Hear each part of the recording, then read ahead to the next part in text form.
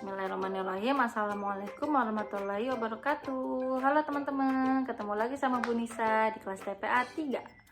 Oke, sebelum belajar teman-teman siapkan modulnya dan alat tulis. Kemudian jangan lupa berdoa di rumah masing-masing supaya Allah berkahi, Allah mudahkan kita dalam belajar.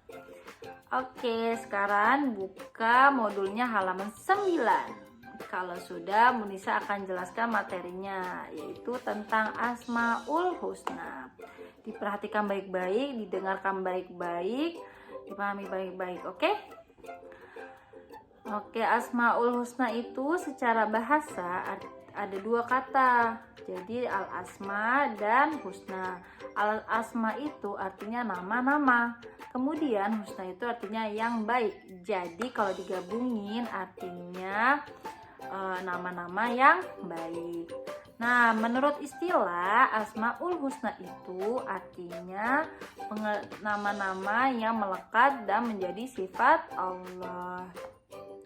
Nah, Asmaul Husna ini juga disebutkan di Al-Quran dalam surah Toha ayat 8 yang bunyinya A'udzu billahi minasyaitonir rajim.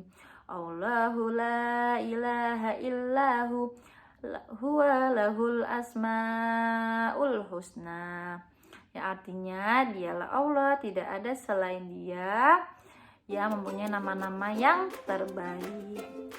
Teman-teman mungkin pernah dengar ya tentang Asmaul Husna ini. Jadi jumlahnya Asmaul Husna ini adalah 99 yang harus kita hafalkan, yang harus kita amalkan nilai-nilainya dan harus kita pahami maknanya. Nah, tapi di sini Bu Nisa nggak akan jelasin semuanya. Jadi Bu Nisa akan jelaskan 3 saja. Yang pertama ada Al-Azim, yang kedua ada Al-Kabir, dan yang ketiga adalah Al-Malik. Langsung saja sekarang Bu Nisa akan jelaskan Asmaul Husna yang pertama, yaitu Al-Azim. Al-Azim artinya Allah yang Maha Agung. Nah, artinya itu jadi setiap ciptaan Allah itu tunduk dan menyembah kepada Allah. Setiap ciptaan Allah juga menyebut nama Allah, memuji nama Allah, mengingat nama Allah. Semuanya teman-teman, dari manusia, hewan, tumbuhan, bumi, bulan, bintang, matahari, dan lain-lain ciptaan Allah.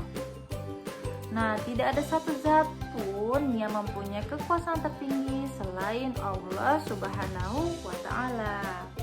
Nah, keagungan Allah ini teman-teman digambarkan di surah Al-Baqarah ayat 255, atau teman-teman kenalnya dengan ayat kursi. Yuk teman-teman yang sudah hafal boleh kita baca bareng-bareng, yang belum hafal boleh dibaca di modulnya ya. 1, 2, 3. A'udzu billahi minasyaitonir rajim. Allahu la ilaha illa huwal hayyul qayyum. La ta'khudhuhu sinatun wa la naum. Lahu ma fis samawati wa ma fil ardh.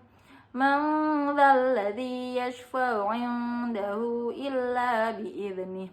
Ya'lamu ma baina aydihim wa ma khalfahum wa la yuhituna bi syai'in min 'ilmihi illa bima syaa. Wasi'a kursiyyuhus samawati wal ard wa la ya'udduhu hifdzuhuma wa huwal 'aliyyul 'azim. Shadaqallahul azim. Baik, terima kasih teman-teman yang sudah ikut baca sama Bu Nisa. Oke, sekarang Bu Nisa akan jelaskan maksud dan makna dari surah Al-Baqarah 255 ini. Jadi dijelaskan bahwa tiada Tuhan yang kita sembah selain Allah.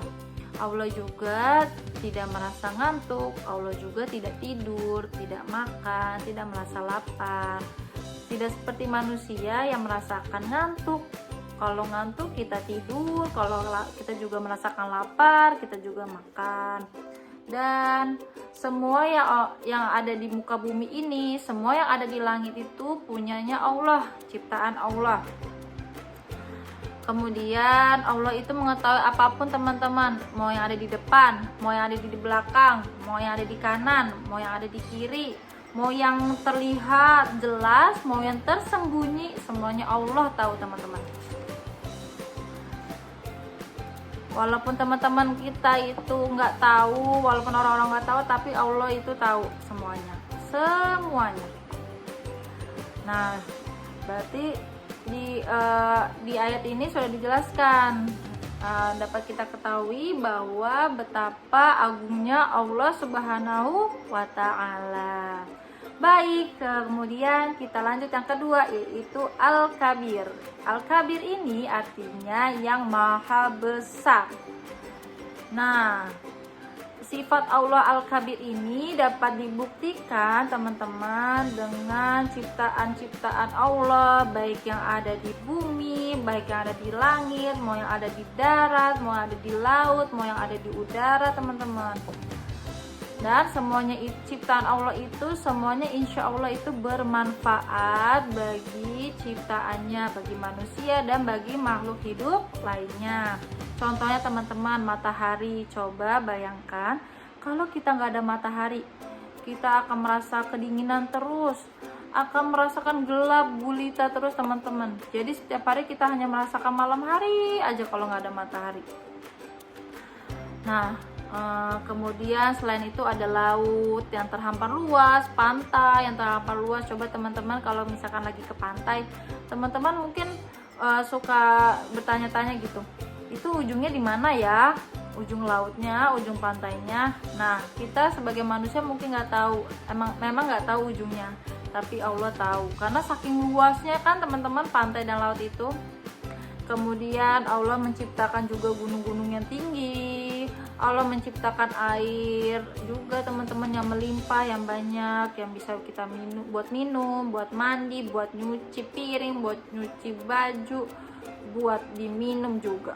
Itu bukti bahwa Allah maha besar, bisa dilihat dari ciptaan-ciptaannya.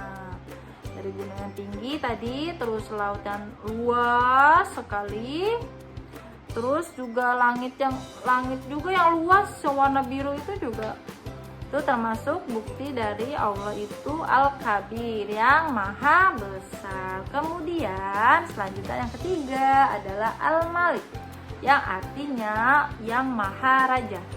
Jadi Allah itu adalah raja dari segala raja. Allah yang berkuasa di muka bumi ini, Allah yang memiliki kehendak atas ciptaannya, dan Allah juga yang mempunyai kuasa dan wewenang di muka bumi ini. Allah itu tidak perlu bantuan, tidak perlu pendukung, tidak bisa dihalangi. Kalau Allah bilang, misalkan Allah bilang hujan hari ini, hujan. Kalau misalkan hari ini panas, Allah bilang panas, ya hari ini panas gitu teman-teman. Nah, Allah Subhanahu wa Ta'ala itu juga memiliki kekuasaan dengan dibarengi dengan keagungan dan kemuliaan. Baik, bagaimana teman-teman setelah kita tahu sifat-sifat Allah? Semoga teman-teman bisa paham maknanya dan bisa mengamalkan nilai-nilainya. Dengan cara kita selalu menyembah kepada Allah, selalu rajin sholatnya, rajin ngajinya, selalu mengingat Allah dimanapun teman-teman berada. Sekian dulu teman-teman hari ini. Semangat terus. Assalamualaikum warahmatullahi wabarakatuh. Dadah.